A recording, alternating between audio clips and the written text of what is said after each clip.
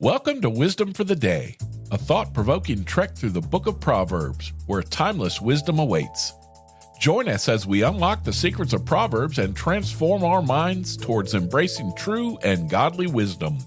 Each day, we'll reflect on a different proverb, in order, unraveling its layers of insight and practical application. Get ready to be inspired, challenged, and empowered to live a life of purpose and righteousness. Wisdom for your day starts now. Today is day 165. We're in the 14th chapter of the book of Proverbs, verses 33 through 35. Wisdom is enshrined in an understanding heart. Wisdom is not found among fools. Godliness makes a nation great, but sin is a disgrace to any people. A king rejoices in wise servants, but is angry with those who disgrace him. In verse 33, another translation of the second line is, "Even fools can hear wisdom." The wise person does not only think about wisdom occasionally. He's always thinking about wisdom. He's always learning about new things. He loves wisdom, and wisdom is always in his heart and in his mind. A foolish person hates wisdom. He might hear wise words, Proverbs 8:5, Proverbs 1:20 through 27. However, a fool will not obey those wise words. A fool does not understand wisdom. He only knows his own foolish ideas. Solomon was a king, and he wanted his nation to become a great nation. If his people were evil, then God would punish their nation, and he wanted his people to serve God. He wanted them to do the right things. Then their nation would be a great nation. In verse 35, a king needs servants and advisors. Solomon knew this because he was the king of Israel. God is our king, Revelation 17:14. As Christians, we are God's servants.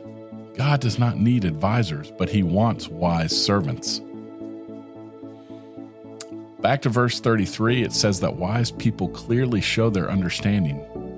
Even fools have some wisdom, but they never ever use it.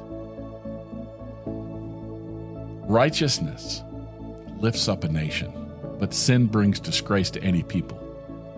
If you're part of a group, you share some responsibility for the actions and the sins of that group. Now, this applies to us living in the United States. We should actively oppose bigotry and racism and hypocrisy and sexual abuse and other wrongs because as members of our society, we share that responsibility.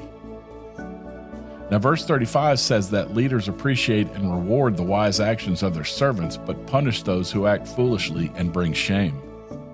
So let me ask you, since you're part of the country that you live in, do you pray for forgiveness for the sins committed by others in your country? Well, that's all for today, but I'll be back tomorrow with more of Solomon's wise teachings. For free Wisdom of the Day merch, head to buymeacoffee.com/renewed mindsets and consider becoming a community member. The executive producer of Wisdom for the Day is Yelena McClellan. The co-producer and spiritual advisor is Kimmy Shirley.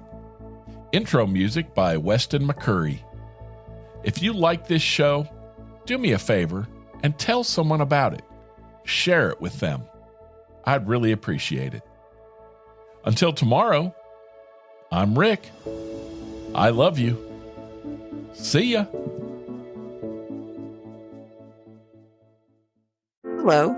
You ever feel defeated as a Christian in the confusing times we live in today? This is where God's Loving Sacrifice podcast comes in. We do Bible studies to help you strengthen your walk with the Lord in today's crazy world.